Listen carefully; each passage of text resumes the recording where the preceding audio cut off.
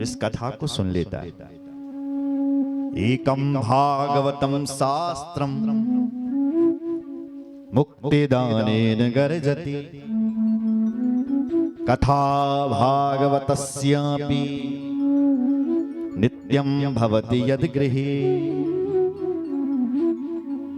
एक बार जिसके घर में भागवत की कथा हो जाती है, भागवत अपने आप में गर्जना कर रही है, मैं उसकी समस्त पितरों की केवल मुक्ति करवा देती हूं।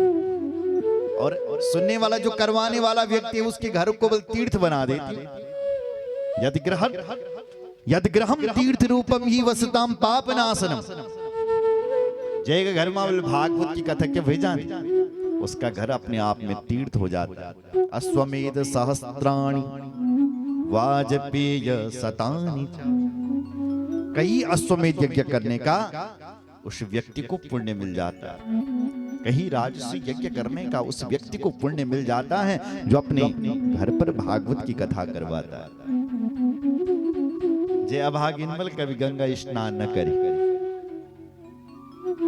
अभागी कहेंगे उसके लिए, क्योंकि गंगा जी सामने हैं।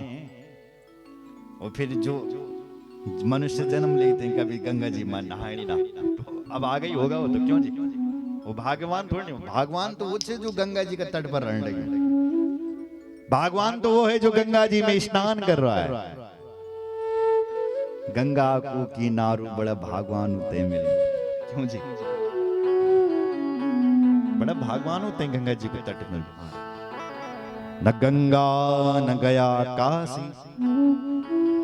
जो बल कभी गंगा में स्नान करने न गया हो, वो यदि भागवत की कथा में आकर के बैठ गया हो तो गंगा स्नान का पुण्य यही मिल जाएगा। न गंगा न गया काशी। जो कभी न काशी गया हो, न कभी पुष्कर गया हो, न गंगा न गया काशी पुष्करम न प्रयागकम। हमारे शास्त्रों में हर जगह प्रयाग का नाम है, हमारा तीर्थराज प्रयाग। तो योगी जी की जय हो जिन्होंने इलाहाबाद को प्रयाग बनाया। उल्टा नाम दिया उसका, कहां रख दिया था तुमने ये उल्टा। जय श्री राम। तो जो कभी प्रयाग भी ना गया हो, वो यदि भागवत की कथा में आकर के बैठ के गया हो तो प्रयाग का स्नान करने का पुण्य बल यही मिल जाता है। सुख शास्त्र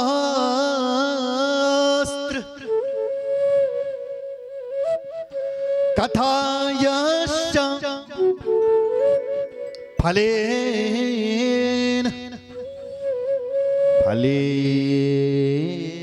समतानै।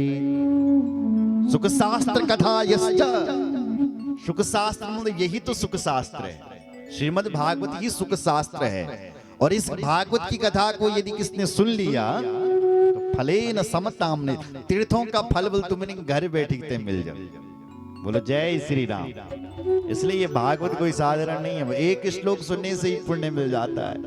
श्लोकार्धम श्लोकपादम वा नित्यं भागवतोद्भवम् पढ़स्व स्वमुखे चैव यदिच्छसि परां गतिम्। इसका तो एक श्लोक श्रवण करने मात्र से कई गुना पुण्य घर बैठे मिल जाता है। ऐसी नहीं मिलता है भैया। जबल कई जन्मों का पुण्य उदय होना तब मिलती कथा सुनते। श्री सूक्त के पाठ से, गायत्री के जाप से जो पुण्य मिलता है वो भागवत के एक श्लोक सुनने मात्र से मिल जाता है। तुलसी की सेवा करने से जो पुण्य मिलता है, श्री सूक्त का पाठ करने से, लक्ष्मी सूक्त का पाठ करने से, पुरुष सूक्त का पाठ करने से जो पुण्य मिलता है, वही पुण्य तो तुम्हें भागवत की कथा सुन करके मिल जाता है। और सुनो, जय अभागन बल या कथा न सुनी तो बैसाखी नंदन है हमारा। क्या है? श्वास लेता हुआ मुर्दा। कौन है वो? बोले गधा। क्या कैसी बात कर रहे हो? गधा? बोले हाँ लिखा है। आजन्म मात्रमपि येन सठेन किंचिन चित्तम विधाय सुख शास्त्र कथा न पीता च चांडाल वच्च खरवद बत तेन नीतम मिथ्या स्वजन्म जननी जननी जनि दुख भाजा। क्या गजब की बात लिखी है कि मिथ्या स्वजन्म जननी जनि दुख भाजा। इधर देखो मेरी ओर, जय कुबल संसार में जन्म जोन मिथ्या हुई जाओ। जैन बल भागवत की कथा न सुन। मिथ्या स्वजन्म जननी जनि दुख। अरे ऐसी व्यक्ति ने तो अपनी जननी को केवल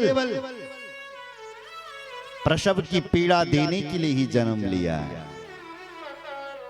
ऐसे बालक ने तो केवल अपनी मां का सौंदर्य बिगाड़ने के लिए ही जन्म लिया है। जो लोग भागवत की कथा नहीं सुनते हैं, इंसान तो वो है जो धरती पर रह करके इस कथा में आचमन करें, भागवत को सुने और पुण्य कमाए। और जो सामने गंगा जी बहने लगी, स्वयं आ रखी है बहने के लिए बेचारी ना होनी, और फिर भी हम इस कथा को ना सुने तो उसके लिए कहा गया ये बात कि उसने तो अपनी मां का सौंदर्य बिगाड़ने के लिए ही जन्म लिया। और कौन है बोलो? चांडाल वज्र खरवद। चांडाल है, खर कहते हैं गधा को, गधा है, और गधा को कहते हैं बैसाखी नंदन। क्यों?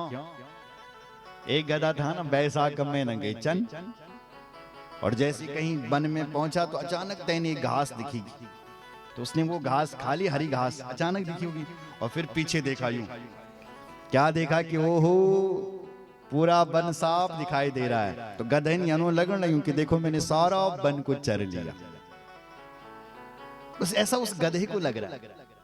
अरे गधे, गधे को क्या पता कि बैसाख के महीने तो घास ही नहीं होता है, घास तो श्रावण और भादों में होता है। लेकिन बैसाखी नंदन सोच रहा है कि देखो मैंने एक घास का पत्ता क्या मिल गया हरा कि मैंने सारा वन चर लिया। बल्कि गधे को यही मालूम नहीं है कि बैसाख के महीने तो घास ही नहीं होता, वो तो इतनी धूप पड़ रही है, सारा भस्म हो रखा। तो जो बल भागवत न सुन तो वो बैसाखी नंदन छे। बोलो जय श्री राम। वो श्वास लेता हुआ मुर्दे के समान है। नारद जी ने कहा गुरु जी ऐसी गाली क्यों दे रहे? तो बोले ये गाली मैं थोड़ी नहीं दे रहा हूं। तो कौन दे रहा? बोले मेवम वदंति दिवदेव समाज मुख्या धिक्तम नरम पशु समम भुवि भार रूप मेवम वदंति दिवदेव समाज मुखिया। देव समाज